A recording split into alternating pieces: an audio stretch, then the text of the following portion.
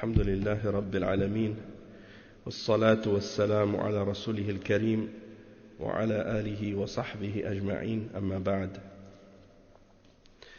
On continue donc aujourd'hui dans notre cours de l'explication du livre de Cheikh al-Islam ibn Taymiyyah rahimahullah al-Ubudiyya avec les commentaires de Cheikh Salih al-Fawzan hafidhahullah ta'ala. Et Cheikh ibn Taymiyyah il continue et il dit وكثير من السالكين سلكوا في دعوى حب الله أنواعا من أمور الجهل بالدين إما من تعدي حدود الله وإما من تضييع حقوق الله وإما من ادعاء الدعاوى الباطلة التي لا حقيقة لها كقول بعضهم أي مريد لم يترك في النار أحدا أي مريد لي ترك كقول بعضهم أي مريد لي ترك في النار أحدا فأنا منه بريء وقال الآخر أي مريد لي ترك أحدا من المؤمنين يدخل النار فأنا منه بريء فالأول جعل مريده يخرج كل من في النار والثاني جعل مريده يمنع أهل الكبائر من دخول النار ويقول بعضهم إذا كان يوم القيامة نصبت خيمتي على جهنم حتى لا يدخلها أحد وأمثال ذلك من الأقوال التي وعليكم السلام ورحمة الله وأمثال ذلك من الأقوال التي تؤثر على بعض المشايخ المشهورين هي إما كذب عليهم وإما غلط منهم. Donc Cheikh al-Islam ibn Taymiyyah il dit que plusieurs d'entre les soufis qui ont suivi la voie des soufis, ils ont des prétentions à propos de l'amour d'Allah, dans lesquelles il y a beaucoup de choses reliées à l'ignorance de la religion, soit par transgression des règles et des limites d'Allah, ou soit par le fait d'avoir délaissé ou abandonné les droits d'Allah subhanahu wa ta'ala, ou bien soit parce qu'ils prétendent certaines prétentions fausses au sujet desquelles il n'y a aucune vérité, aucune réalité. Et Cheikh al-Fawzan il fait un commentaire ici, il dit وهذا بيان ما وقع فيه الصوفية من الضلال بسبب ادعائهم محبة الله واقتصارهم على ذلك من غير خوف من الله ولا رجاء حتى ظنوا أنهم يمنعون مريدهم من دخول النار ويخرجون من النار من دخلها منهم وذلك كقول بعضهم أي مريد لي ترك في النار أحدا فأنا منه بريء هكذا بلغ بهم الحال من الجرأة على الله تعالى.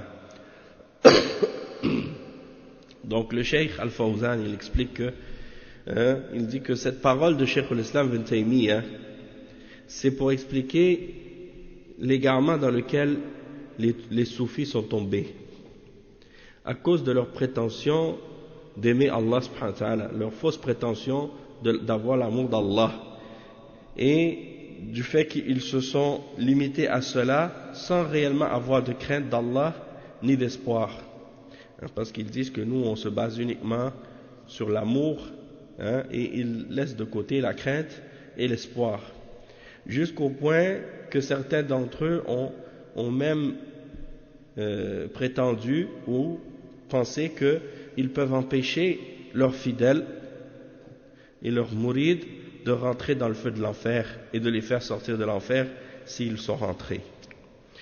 Au point que certains d'entre eux ont dit, comme Cheikh al-Islam ibn Taymiyyah il le mentionne juste après, certains d'entre eux qui ont dit n'importe quel de mes mourides, de mes adeptes qui a laissé quelqu'un rentrer dans l'enfer, je me désavoue de lui. Et donc le Cheikh il dit voilà jusqu'à quel point l'ignorance et l'affront est arrivé chez ces gens-là, Donc ils n'ont pas de gêne, hein, et ils ont de l'affront de contredire Allah subhanahu wa ta'ala dans ces questions-là. Ensuite, Cheikh al-Islam ibn Taymiyyah, il mentionne donc ces exemples de propos qu'on retrouve chez certains d'entre les soufis. Il dit certains d'entre eux qui disent, hein, n'importe quel de mes mourides, de mes fidèles, hein, de mes adeptes, qui abandonne quelqu'un ou qui laisse quelqu'un aller en enfer, je me désavoue de lui. Ou d'autres qui ont dit, n'importe quel de mes mourides qui laisse un d'entre les croyants rentrer en enfer, je suis innocent de lui, ou bien je me désavoue de lui. Et donc, le premier, il a fait que ces mourides fassent sortir tout le monde de l'enfer, même les kuffars, même les mushrikines.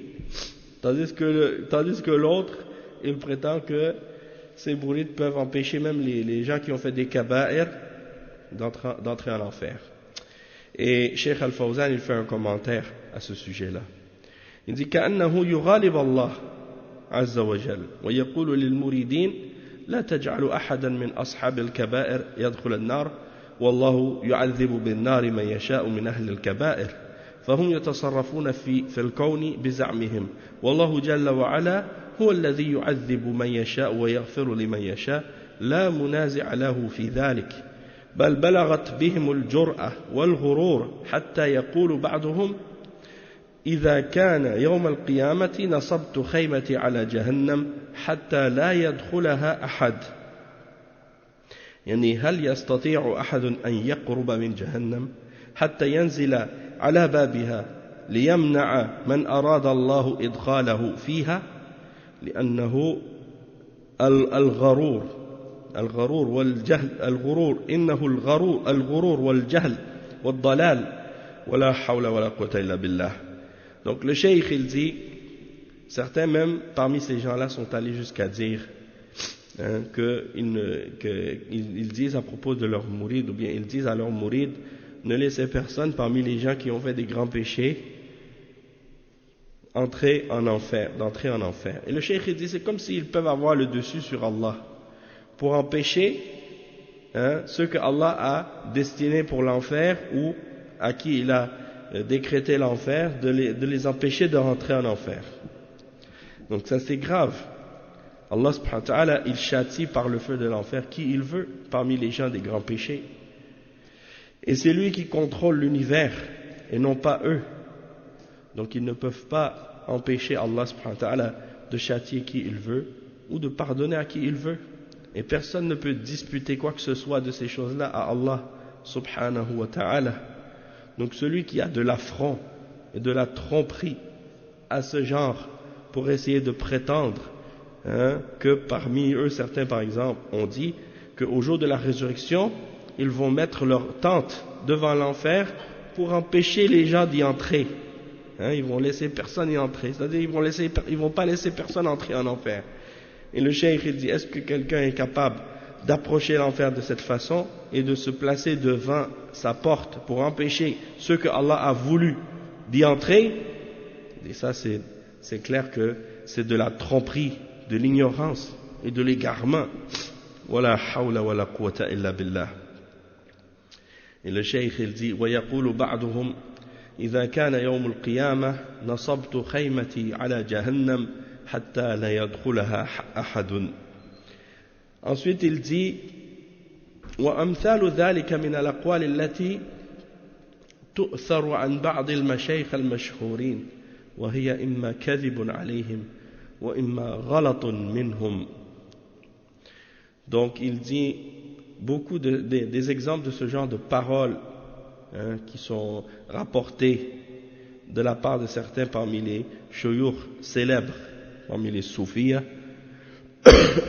Il dit c'est soit un mensonge qui a été raconté sur eux, donc ça c'est dans le cas où ils ne l'auraient pas dit, donc c'est soit un mensonge sur eux ou une erreur de leur part. إذا كانوا قالوها فإنه لم يصل أحد من الخلق إلى هذه الدرجة. Donc il dit s'ils ont dit cette parole-là, alors ils doivent savoir qu'il n'y a personne d'entre les créatures qui est arrivé à ce degré-là. Ensuite, le cheikh il dit ومثل هذا, cheikh al-Islam ibn Taymiyyah, il explique, il dit ومثل هذا قد يصدر في حال سكر وغلبة وفناء يسقط فيها تمييز الإنسان أو يضعف حتى لا يدري ما قال. Donc il dit, Cheikh al-Islam Ibn Taymiyyah, que ce genre de choses, ce genre de propos peuvent sortir ou venir d'une personne lorsqu'elle est dans un état d'ivresse, un état d'ivresse où elle a pas le contrôle de ce qu'elle fait. Lorsqu'elle est dans un état d'ivresse, lorsqu'elle est dans un état proche de la folie, au point où elle perd tout discernement. Lorsqu'un être humain arrive dans un point où, quand il tombe dans cet état-là, il perd tout discernement et distinction de qu'est-ce qui est raisonnable ou pas raisonnable, de qu'est-ce qui est logique ou pas logique, de qu'est-ce qui est vrai ou faux. Et il prononce des absurdités et des aberrations comme ça. Donc le cheikh il dit, ou bien il devient faible jusqu'à ce qu'il ne sache plus ce qu'il dit. Et le cheikh il explique, Cheikh Al-Fawzan il dit, أي لا يقول مقالة الصوفية هذه إنسان عنده عقل بل يقولها إما إنسان مجنون وإما إنسان سكران يهذي بما لا يدري. وأما العاقل فلا يقول هذه المقالة فضلا عن المؤمن ولكن الضلال يتمادى بالإنسان إلى ما هو أغرب من ذلك. فالفناء عند الصوفية حالة يبلغ فيها الصوفي درجة لا يدري فيها ما يقول ولا يتصور ماذا ينطق به. Donc le cheikh il dit, cette parole, nul soufi, cette parole des soufis, nulle personne ne peut la dire s'il a une raison, s'il est intelligent. La personne qui dit ce genre de parole, c'est soit que c'est une personne folle, ou bien qu'elle est dans un état d'ivresse, et elle ne sait plus qu'est-ce qu'elle dit. Comme la personne qui est ivre, qui a bu de l'alcool, ou qui est enivré par une drogue ou quelque chose comme ça. Donc qui atteint une situation ou un état dans lequel il ne sait même plus ce qui sort de sa bouche.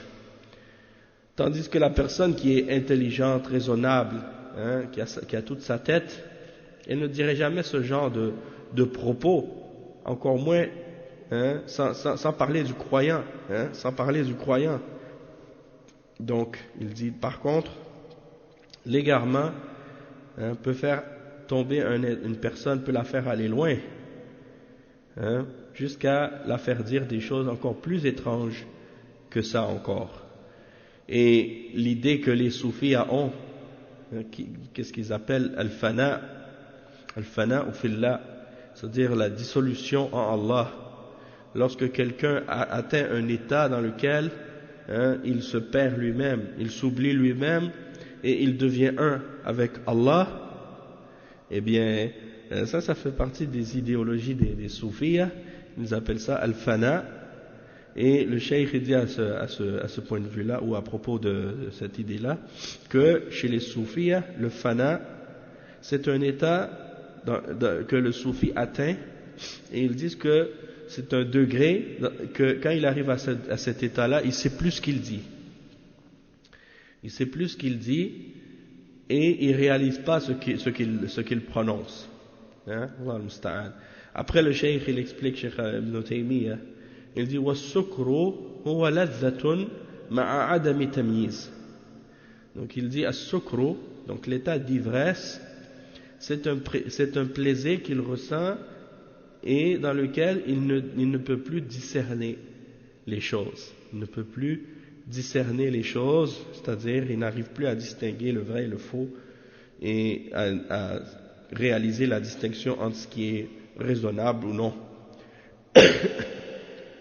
Le cheikh il dit ومنه Cheikh Al-Fawzan il dit ومنه سكر الصوفية فهو يشبه سكر الخمر بل سكر الصوفية أشد حيث يصلون إلى حالة لا يميزون بين الطيب والخبيث والخير والشر لأن الشيطان يحملهم إلى مثل هذه الأمور حتى إن بعضهم يستغفر إذا صحى مما صدر منه وكل هذا بسبب دعوى المحبة. Donc le cheikh il dit que parmi les exemples de ce genre d'ivresse, il y a l'ivresse des soufis qui ressemble à l'ivresse causée par l'alcool. Mais il dit que l'ivresse des soufis, elle est encore plus grave que celle-là, puisqu'elle peut amener la personne à un état dans lequel il ne distingue plus entre ce qui est bon et ce qui est mauvais, entre ce qui est bien et mal. Parce que le shaitan les amène ou les porte à ce genre d'état, à faire ce genre de choses, et parfois même, certains, une fois qu'ils sont sortis de cet état-là, ils demandent pardon de ce qu'ils ont fait lorsqu'ils retrouvent la raison, de ce qu'ils ont fait dans cet état, lorsqu'ils étaient dans cet état, et tout cela, ils le font à cause de leur prétention d'amour. Yani ces gens-là, nasallallahu al-afiyah, il y a des témoignages que j'ai eus de certaines personnes qui ont été avec des soufis et de différentes turuq, et certains ont même mentionné des choses très graves, yani non seulement des exemples de shirk qu'ils font, et ça c'est le plus grave des péchés, mais certains parmi les grandes perversités et les fawahish qu'ils font en groupe, nasallallahu al-afiyah, quand ils font leur session de transe, quand ils rentrent en transe, ils prétendent qu'après ils ne savent plus qu'est-ce qu'ils font, alors ils se permettent pas à ce moment-là de faire des choses, même des animaux ils font pas, nasallallahu al-afiyah, puis après ils disent c'est l'amour qui nous a fait faire ça, parce qu'on était dans le fana, on a perdu la raison, on a perdu conscience de qu'est-ce qu'on est, de qu'est-ce qu'on fait. Allah musta'an. Donc ça c'est clair que c'est le shaitan qui les amène à ces états-là. Et le cheikh il dit ensuite وَلِهَذَا كَانَ بَيْنَ هَؤُلَاءِ مَنْ إِذَا صَحَى اسْتَغْفَرَ مِنْ ذَلِكَ الْكَلَامِ والذين توسعوا من الشيوخ في سماع القصائد المتضمنة للحب والشوق واللوم والعذل والغرام كان هذا أصل مقصدهم ولهذا أنزل الله للمحبة محنة يمتحن بها المحب فقال قل إن كنتم تحبون الله فاتبعوني يحببكم الله. Donc le cheikh il mentionne ensuite que certains d'entre eux, lorsqu'ils reprennent la raison et lorsqu'ils reviennent à leurs esprits, ils demandent pardon à Allah de ce qu'ils ont dit pendant cet état-là. Et il dit que ceux qui se sont élargis un peu plus parmi les shuyukh dans l'écoute des poèmes et des chansons qui parlent d'amour, qui parlent de passion, qui parlent de blâme et toutes sortes de choses de ce genre, c'était ça en fait l'origine de leurs objectifs et de leurs buts. Et c'est pour ça que Allah subhanahu wa ta'ala a fait descendre un verset dans lequel il y a un test pour distinguer celui qui aime réellement Allah de celui qui ne l'aime pas, et pour distinguer ceux qui prétendent, pour vérifier ou pour éprouver ceux qui prétendent aimer Allah subhanahu wa ta'ala. Et c'est le verset 31 dans sourate Al-Imran, قُلْ إِن كُنْتُمْ تُحِبُّونَ اللَّهَ فَاتَّبِعُونِي يُحْبِبْكُمُ اللَّهُ. C'est-à-dire, dis ô Muhammad, si vous aimez Allah, alors suivez-moi et Allah vous aimera. Et Cheikh Al-Fawzan hafidhahullah ta'ala, il dit دليل المحبة الصحيحة وثمراته نعم دليل المحبة الصحيحة وثمرتها. ولهذا أنزل الله للمحبة محنة يمتحن بها المحبة، فقال: قل إن كنتم تحبون الله فاتبعوني يحببكم الله. هذا أمر من الله جل وعلا لرسوله محمد صلى الله عليه وسلم أن يقول لليهود والنصارى الذين يزعمون أنهم يحبون الله: قل إن كنتم تحبون الله فاتبعوني يحببكم الله ويغفر لكم ذنوبكم والله غفور رحيم. قل أطيعوا الله والرسول فإن تولوا فإن الله لا يحب الكافرين. فعلامة محبة الله ودليلها اتباع رسوله صلى الله عليه وسلم. فمن زعم أنه يحب الله ولكنه لا يتبع رسوله فهو كاذب كاليهود والنصارى والصوفية وأمثالهم. وقوله يحببكم الله ويغفر لكم ذنوبكم وهذه ثمرة المحبة لله عز وجل. فمحبة الله علامتها اتباع الرسل عليهم الصلاة والسلام، وثمرتها يحببكم الله ويغفر لكم ذنوبكم. ففي هذه الآية علامة محبة الله وثمرتها. وليس هذا الخطاب خاصا باليهود والنصارى، فقوله فاتبعوني يحببكم الله ويغفر لكم ذنوبكم ليس خاصا باليهود والنصارى، وإن كان سبب نزول الآية فيهم، ولكن العبرة بعموم اللفظ لا بخصوص السبب، فهذا عام. فمن يدعي محبة الله من الصوفية وغيرهم ولا يتبع الرسول صلى الله عليه وسلم فهو كاذب في دعوى محبة الله، بل منهم من يرى سقوط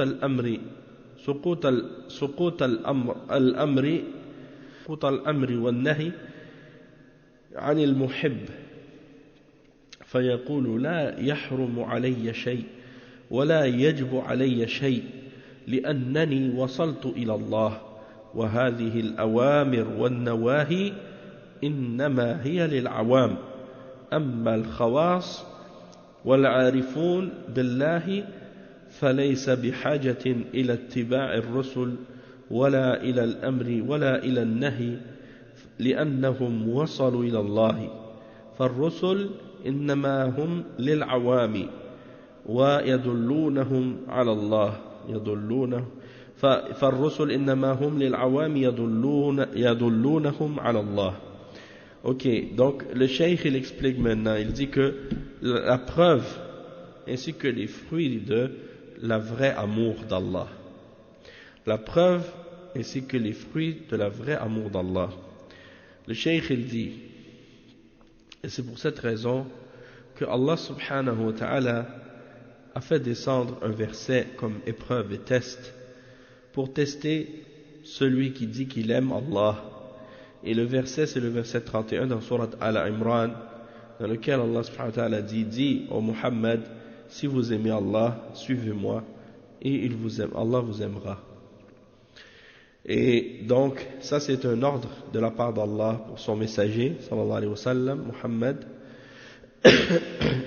Et c'est de dire, le fait qu'Allah lui ordonne de dire aux juifs et aux chrétiens, ceux qui prétendent qu'ils aiment Allah, le verset suivant: dis au Muhammad, si vous les juifs et les chrétiens vous aimez Allah, alors suivez-moi, suivez-moi, c'est-à-dire suivez le prophète Muhammad sallallahu alayhi wa sallam, et Allah vous aimera et vous pardonnera vos péchés, et Allah est certes pardonneur et miséricordieux.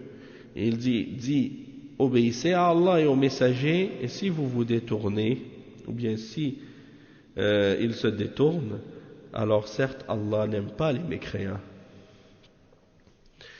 Et le cheikh il explique ensuite que le signe donc de l'amour d'Allah ainsi que la preuve de l'amour d'Allah, c'est le fait de suivre le messager Muhammad sallallahu alayhi wa sallam.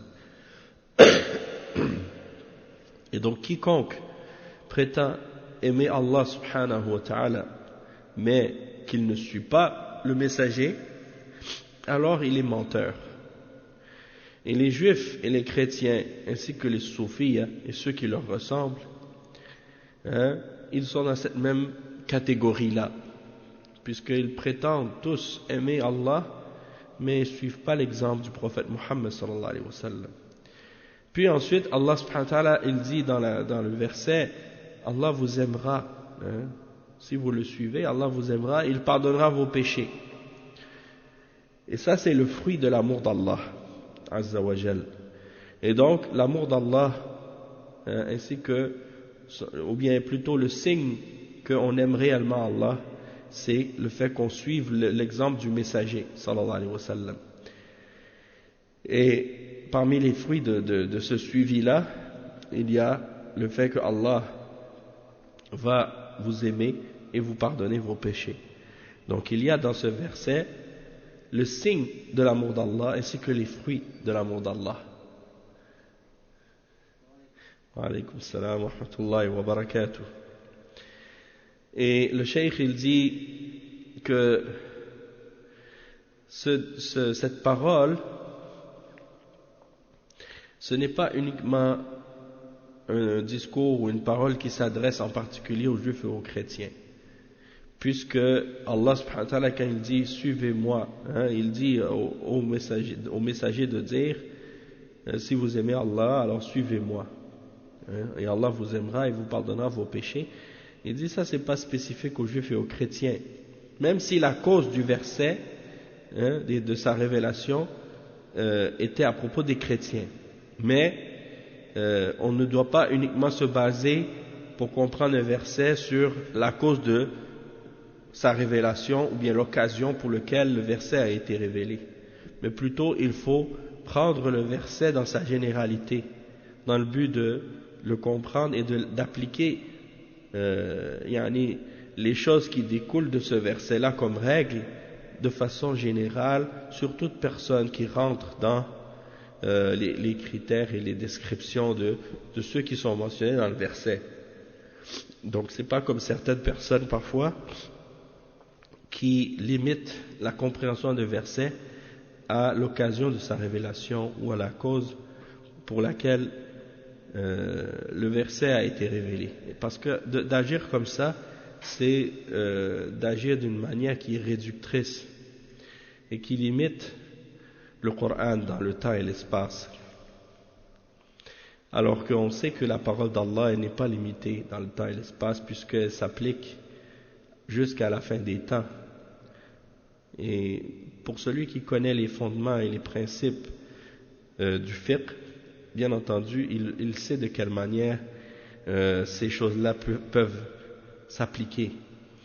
Mais pour les ignorants et les gens de l'égarement, ils ne comprennent pas ces choses-là parce qu'ils ne les ont pas étudiées, justement. Et donc, ici, le cheikh, il explique que le verset, il est donc général. Donc, quiconque prétend aimer Allah, qu'il soit parmi les soufis, qu'il soit parmi les juifs ou les chrétiens, ou qu'il soit parmi les soufis, ou n'importe quelle autre tendance, ou n'importe quel autre groupe, et qu'il ne suit pas le messager Muhammad sallallahu alayhi wa sallam, alors il est un menteur dans sa prétention d'aimer Allah. Même que, le cheikh il dit que même qu'il y a parmi les soufis certains qui considèrent que l'ordre et l'obligation ainsi que l'interdiction tombent lorsque quelqu'un aime Allah, parce qu'il a atteint un degré, il a atteint Allah subhanahu wa ta'ala, et donc il dit il n'y a plus rien qui est interdit pour moi et il n'y a plus rien qui est obligatoire pour moi parce que moi j'ai atteint Allah, je suis arrivé à Allah. Et donc les ordres et les interdictions de la religion, ça c'est uniquement pour le commun des musulmans, les gens simples, ordinaires, comme les prophètes, les messagers et les sahaba, hein, les gens ordinaires. Nous, on est des élites, on est des hommes particuliers. On connaît Allah d'une connaissance particulière parce qu'ils prétendent qu'ils ont une relation, une connaissance d'Allah directe et particulière. Hein? Ce qui fait que pour eux, suivre les messagers c'est inutile. Hein? Ils pensent que de suivre les messagers pour eux c'est inutile. Et d'obéir aux ordres et de s'abstenir des interdictions pour eux c'est inutile parce qu'ils ont déjà atteint Allah, ils sont déjà arrivés à Allah. Et que selon eux les messagers sont uniquement pour les communs, hein, les gens du commun parmi les musulmans, pour leur montrer le chemin vers Allah. Mais puisque eux ils ont déjà connu le chemin vers Allah et qu'ils ont déjà atteint Allah, donc ils ont pas besoin des messagers, ni de la révélation, ni des livres, quoi que ce soit de ce genre, ni de la sunna, hein. Eux ils sont au-dessus de ça. Wal'iyadhu billah. Et ça c'est du kufr, il n'y a pas de doute que c'est du kufr. Cheikh al-Islam ibn Taymiyyah, il dit فلا يكون محبا لله إلا من يتبع رسوله وطاعة الرسول صلى الله عليه وسلم ومتابعته تحقق العبودية.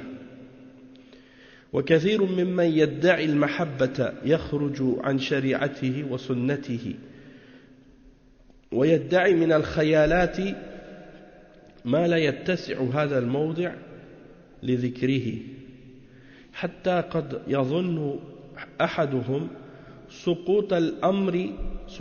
سقوط الأمر وتحليل الحرام له وغير ذلك مما فيه مخالفة شريعة الرسول صلى الله عليه وسلم وسنته وطاعته بل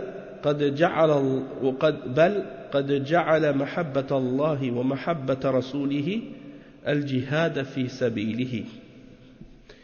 Donc le Cheikh Ibn Taymiyyah il dit, donc Allah subhanahu wa ta'ala il a établi donc le verset en question qu'on a lu tout à l'heure dans Surat Al-Imran comme test pour éprouver les gens qui prétendent l'amour d'Allah. Donc quelqu'un qui ne suit pas le messager sallallahu alayhi wa sallam n'a pas aimé Allah.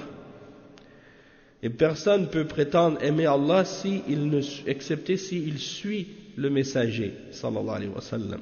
C'est-à-dire qu'il suit son exemple, qu'il suit sa croyance, qu'il suit sa pratique religieuse et ses fondements et ses principes et sa méthodologie et ainsi de suite. Et donc l'obéissance du messager et le suivi du messager, c'est le fait de réaliser et de concrétiser l'adoration et la soumission à Allah subhanahu wa ta'ala, ainsi que le fait de l'aimer et de l'adorer correctement et complètement selon l'exemple du messager.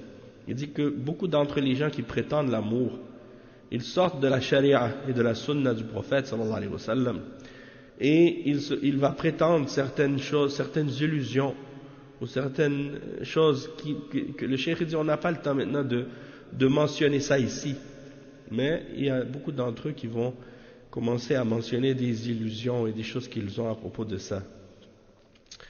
Et il dit que certains vont même penser que une fois que ils ont atteint l'amour d'Allah, qu'ils n'ont plus d'obligation d'ordre à respecter et ils n'ont plus d'interdiction dont ils doivent s'abstenir. C'est-à-dire qu'il n'y a plus d'ordre pour eux et le haram devient halal pour eux. Et beaucoup d'autres choses qui sont en contradiction avec la charia des messagers et de la sunna des messagers ainsi que leur obéissance. Et donc eux ils font de l'amour d'Allah et de l'amour de son messager le djihad fi sabilillah. Ils pensent que le djihad fi sabilillah c'est l'amour d'Allah et de son messager. Et le cheikh il fait un commentaire à ce sujet, Cheikh Al-Fawzan, il dit ay wa min alamati al-mahabbati al-jihad fi sabilillah وقال تعالى إن الله يحب الذين يقاتلون في سبيله فالقتال في سبيل الله علامة على محبة الله قال تعالى فسوف يأتي الله بقوم يحبهم ويحبونه أذلة على المؤمنين أذلة على المؤمنين يرفقون بالمؤمنين ويرحمونهم ويحبونهم أعزة يعني أقوياء على الكافرين لا يخافون فيهم لومة لائم يجاهدون في سبيل الله هذه علامة محبتهم لله. Donc Cheikh Al-Fawzan il explique que parmi les signes de l'amour d'Allah il y a le fait de lutter dans son sentier et de faire le djihad dans son sentier. Et il explique que cela est mentionné dans le verset 4 dans Surat As-Saf, dans lequel Allah subhanahu wa ta'ala dit certes Allah aime ceux qui combattent dans son sentier. Donc le fait de combattre dans le sentier d'Allah est un des signes qu'on aime Allah et que Allah nous aime, puisque Allah aime ceux qui le font.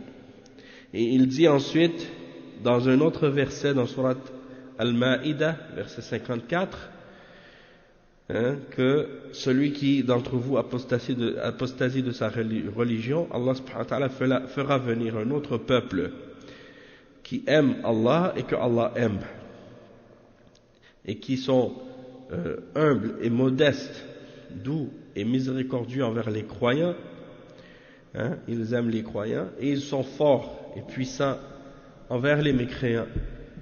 Ils ne craignent le blâme de quiconque qui oserait les blâmer dans le fait d'obéir à Allah. Et ils luttent dans le sentier d'Allah, ils font le djihad, yujahiduna fi sabilillah, donc ils luttent dans le sentier d'Allah. Et ça c'est les signes de l'amour, de leur amour d'Allah subhanahu wa ta'ala. Ensuite Cheikh al-Islam ibn Taymiyyah il dit والجهاد يتضمن كمال محبة ما أمر الله به وكمال بغض ما نهى الله عنه ولهذا قال في صفة من يحبهم ويحبونه أذلة على المؤمنين أعزة على الكافرين يجاهدون في سبيل الله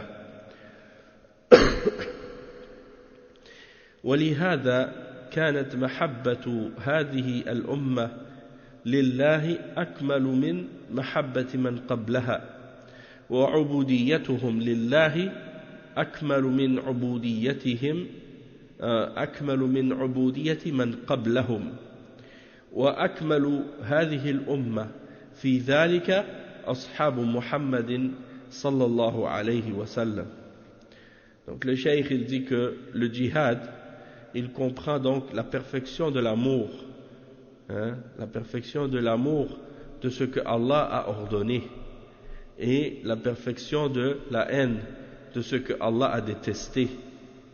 Wa alaykum salam wa rahmatullahi wa barakatuh.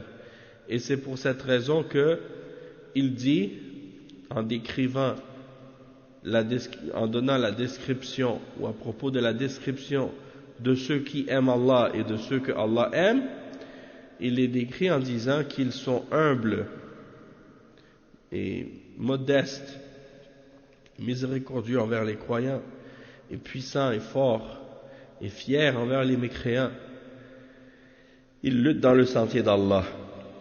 Et le cheikh il dit c'est pour ça que l'amour de cette ummah pour Allah elle est plus parfaite et complète que l'amour de ceux qui étaient avant cette ummah. Et leur soumission et leur adoration d'Allah elle est plus complète que la soumission et l'adoration de ceux qui étaient avant eux.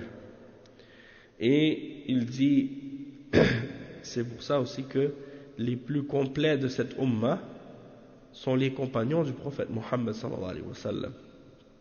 Les plus complets et les plus parfaits de notre ummah sont les compagnons du prophète sallallahu alayhi wa sallam.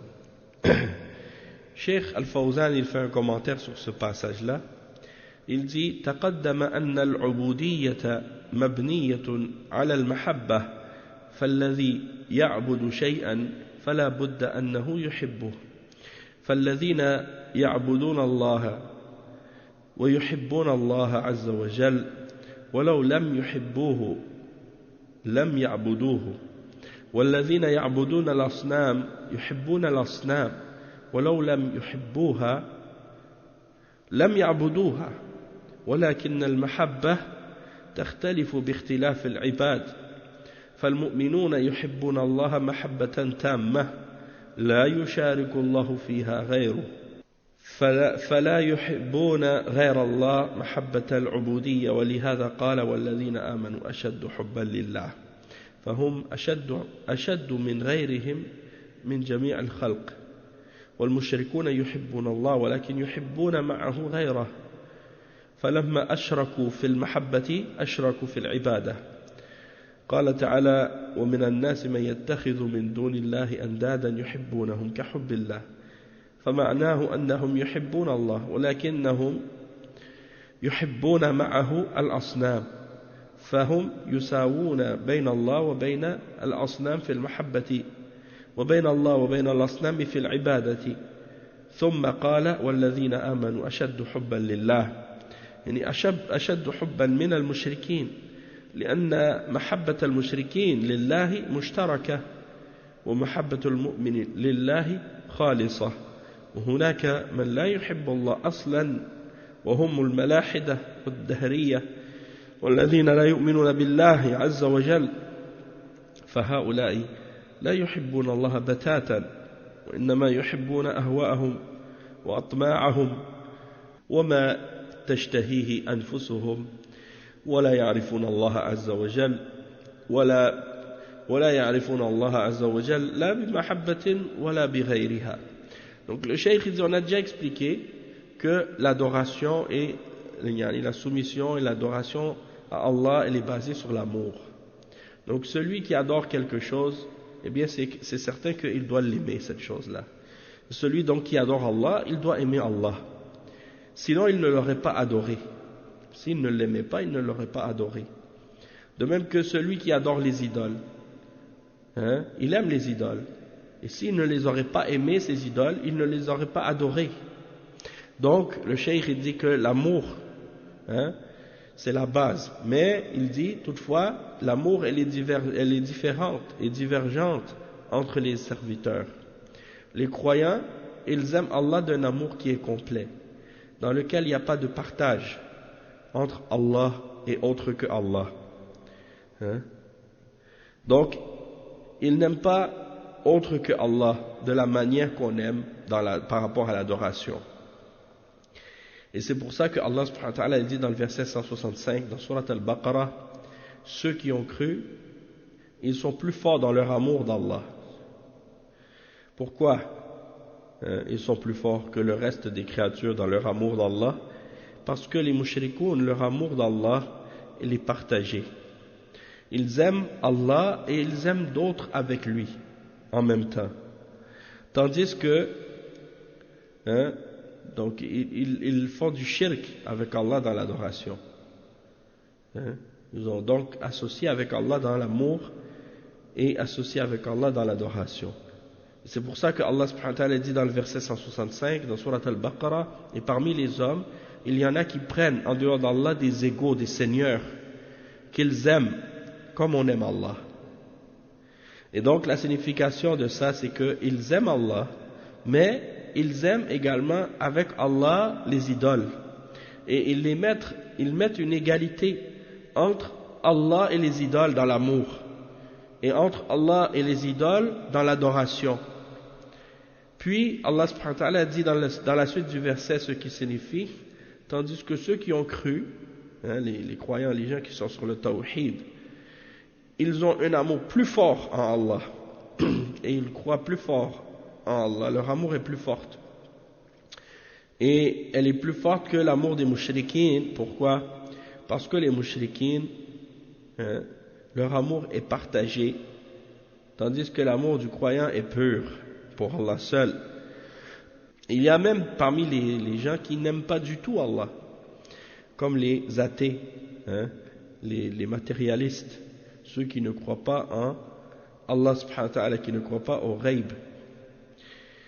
ceux qui ne croient pas en Allah subhanahu wa ta'ala, donc ceux-là, ils n'aiment pas du tout Allah subhanahu wa ta'ala. Même parmi eux, il y en a qui insultent Allah, il y en a qui se mettent en colère contre Allah subhanahu wa ta'ala, qui le dénigre ou bien qui parle en mal de Allah subhanahu wa ta'ala, nasallallahu al-afiyah. Et donc le cheikh il dit que ces gens-là ils n'aiment que leur passion et leur désir, et ce que leur âme souhaite, et ils ne connaissent pas Allah et ils ne l'aiment pas, et ils n'aiment pas d'autre que Allah non plus, ils n'aiment que leur passion. Et le cheikh Al-Fawzan il continue et il explique, il dit فالمؤمنون محبتهم خالصة لله ليس فيها شرك ولكن المؤمنون يتفاوتون في محبة الله فبعضهم أعظم محبة لله من بعض وأكمل الأمة حبا لله هم الصحابة رضي الله عنهم بدليل صدقهم مع الله بدليل صدقهم مع رسول الله صلى الله عليه وسلم ومناصرته والصبر معه على ما أصابه فهم الذين أيدوا الرسول صلى الله عليه وسلم في دعوته وفي حروبه وفي مقاومته للكفار والمشركين فقام الإسلام على جهادهم وعلى صدقهم وعلى بذلهم وعطائهم في سبيل الله فقد جادوا بأنفسهم في سبيل الله فصاروا يلاقون الموت ويلاقون السلاح في نحورهم ويدافعون عن رسول الله صلى الله عليه وسلم وعن دين الله عز وجل فمحبة الصحابة لله عز وجل هي أبلغ وأشد من محبة بقية الأمة لله فلذلك نالوا هذا الفضل العظيم وهذا الشرف الكبير وأثنى الله عليهم ورضي عنهم وأرضاهم ومدحهم ووعدهم جزيل الثواب. Donc le Cheikh Al-Fawzan il parle maintenant et il explique que les croyants leur amour d'Allah il est pur, il n'y a pas de shirk dans leur amour, mais les croyants ils ne sont pas tous dans le même degré dans l'amour d'Allah, ils ont des degrés différents d'amour pour Allah. Certains, leur amour d'Allah est plus grand que d'autres. Et il dit, dans cette ummah, ceux qui ont l'amour le plus complet et le plus parfait pour Allah, ce sont les sahaba. Ce sont les sahaba. Et radiyallahu anhum, la preuve de leur amour plus grand pour Allah, c'est leur sincérité envers le messager d'Allah. Et comment ils sont venus au secours du messager sallallahu alayhi wa sallam, et comment ils ont été patients avec lui vis-à-vis de ce qu'il a subi comme épreuve et comme dureté de comportement et de traitement de la part des kuffars et des mushrikines. Donc ce sont eux qui ont aidé le messager sallallahu alayhi wa sallam dans sa da'wa et dans ses guerres et dans ses affrontements contre les mushrikines et les kuffars. Donc, ils ont établi l'islam par leur djihad, avec leur sincérité et avec tout ce qu'ils ont dépensé et tout ce qu'ils ont donné dans le sentier d'Allah, et comment ils ont été sérieux et sincères avec eux-mêmes. Ils ont même dépensé de leur propre personne, ils ont donné le sacrifice de leur propre personne dans le sentier d'Allah. Ils ont même rencontré la mort et rencontré les armes dans leur cou. Ils ont défendu le messager Muhammad sallallahu alayhi wa sallam et sa religion. Donc l'amour des sahaba, eh bien c'est le plus fort et le plus grand par rapport à l'amour de tout le reste de la ummah. L'amour des sahaba, il est au-dessus de l'amour de tout le reste des musulmans de cette ummah. Et c'est pour ça qu'ils ont obtenu et atteint ce grand mérite, et qu'ils ont obtenu également cette grande honneur.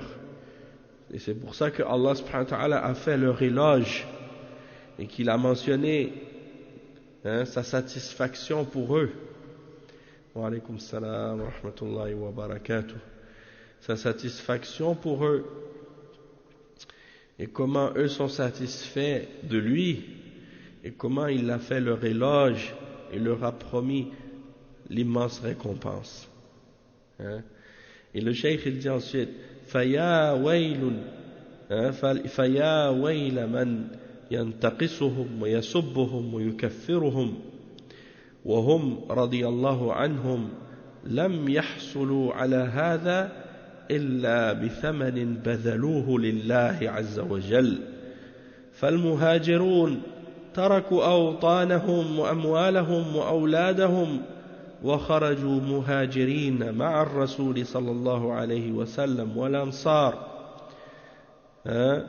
والأنصار استقبلوا الرسول صلى الله عليه وسلم وأصحابه بالفرح والسرور والاغتباط وواسوهم بأموالهم وممتلكاتهم ولهذا قال عز وجل في الفيء الذي يحصل عليه المسلمون من أموال الكفار في الجهاد وعليكم السلام ورحمة الله وبركاته للفقراء المهاجرين الذين أخرجوا من ديارهم وأموالهم يبتغون فضلا من الله ورضوانه وينصرون الله ورسوله أولئك هم الصادقون والذين تبوأوا الدار والإيمان من قبلهم يحبون من هاجر إليهم ولا يجدون في صدورهم حاجة مما أوتوا ويؤثرون على أنفسهم ولو كان بهم خصاصة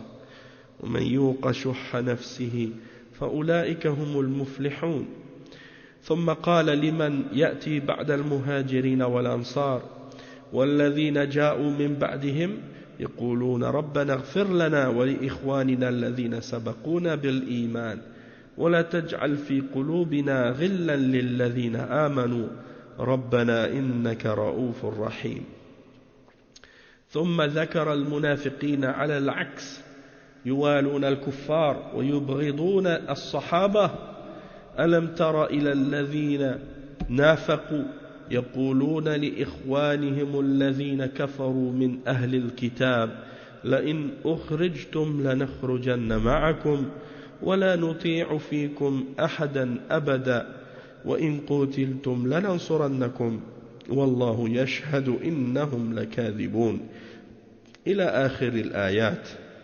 Donc on va traduire cette partie. Le cheikh il explique, il dit alors malheur à celui qui dénigre ou qui rabaisse ou qui insulte les sahaba ou qui fait leur takfir et qui les déclare mécréants, comme les rafida, Allah musta'an. Donc malheur à ceux-là. Et il dit les sahaba ils n'ont obtenu ce statut excepté avec le prix de ce qu'ils ont dépensé pour Allah subhanahu wa ta'ala.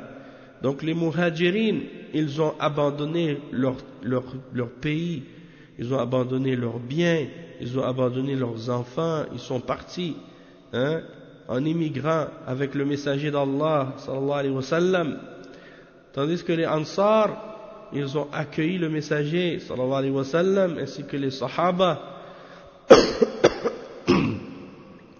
avec joie, avec joie, ils étaient heureux de les accueillir et ils les ont accueillis avec chaleur, ils les ont aidés avec leurs biens, avec leurs propriétés, avec tout ce qu'ils avaient. Et c'est pour ça que Allah subhanahu wa ta'ala dit à propos du butin que les musulmans obtiennent de la part des kuffars lors du combat, il dit que c'est pour les pauvres parmi les muhajirin, ceux qui ont été expulsés de leur demeure et de leurs biens, qui recherchent d'Allah la grâce et l'agrément et qui viennent au secours d'Allah et de son messager, ceux-là sont les véridiques. Puis il parle à propos des Ansar par la suite, les habitants de Médine qui les ont accueillis. Il dit, et ceux qui ont choisi la ville de Médine comme demeure, ainsi que la foi avant eux, c'est-à-dire qui habitaient dans la ville avant eux, qui ont choisi la foi, ils aiment ceux qui ont émigré vers eux, c'est-à-dire ils aiment les muhajirines, et ils ne retrouvent en eux-mêmes aucune gêne de ce qu'ils ont donné, par rapport à ce qu'ils ont donné.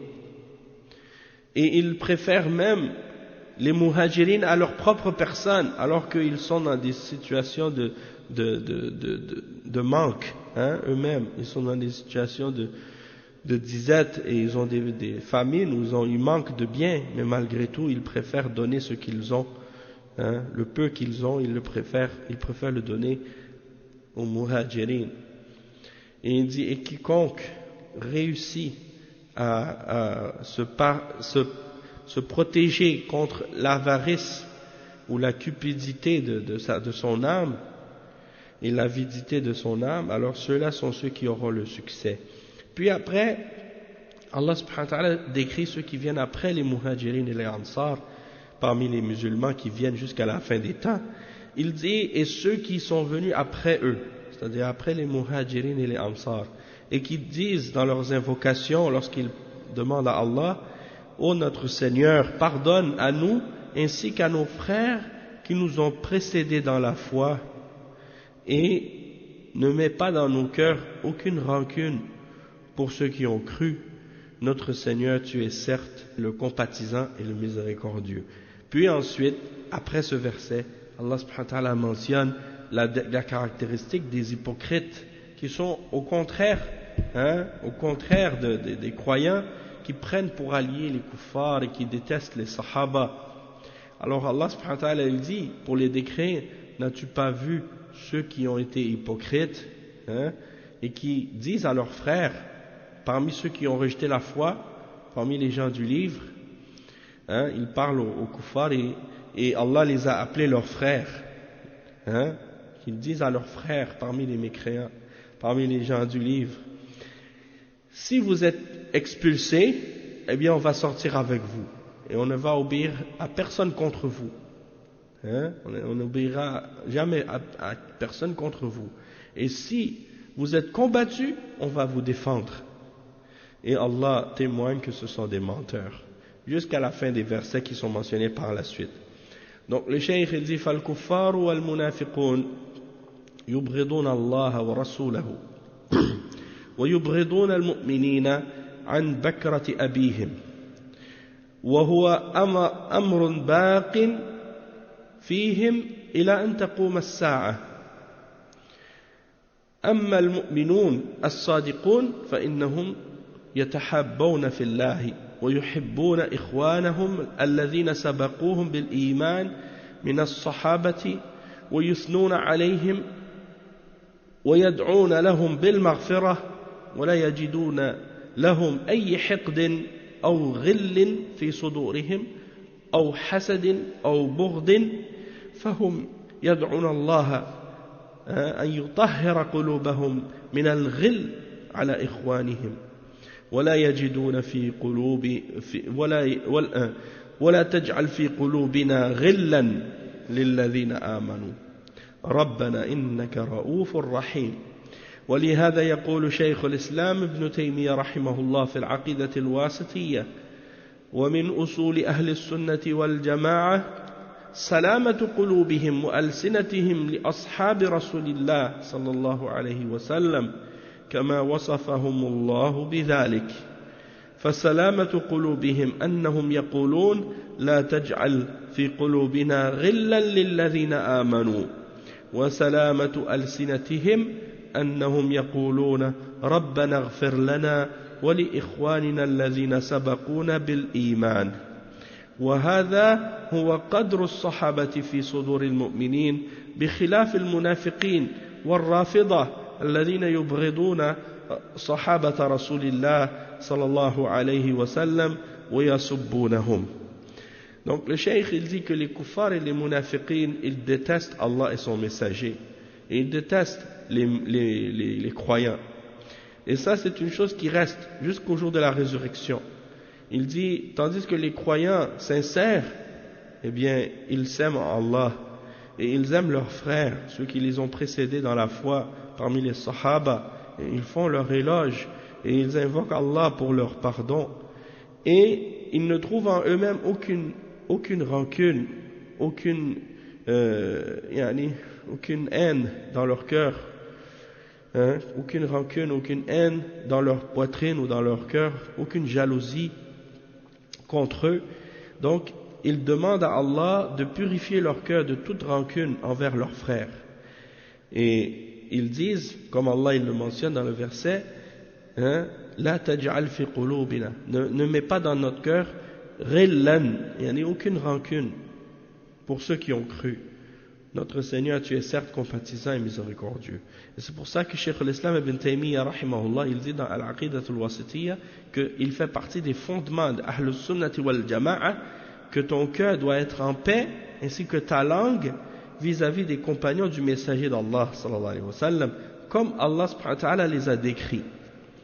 Donc le fait que ta langue soit en paix vis-à-vis, le fait que ton cœur soit en paix vis-à-vis des Sahaba, c'est-à-dire que tu vas invoquer Allah en disant ne mets aucune rancune dans nos cœurs pour ceux qui ont cru, et le fait que ta langue soit en paix vis-à-vis d'eux, c'est exprimé dans la suite du dua lorsque tu dis ô notre Seigneur, pardonne à nous ainsi qu'à nos frères qui nous ont précédés dans la foi.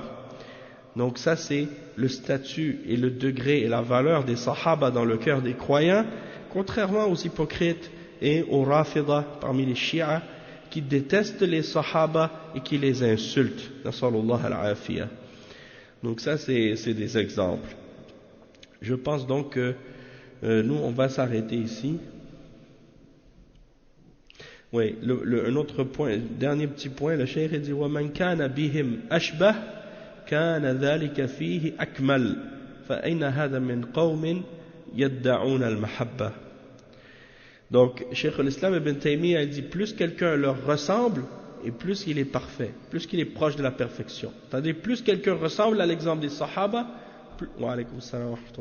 plus il est proche de la perfection. Alors il dit, où sont donc ceux qui prétendent la perfection, qui prétendent l'amour, ceux qui prétendent l'amour.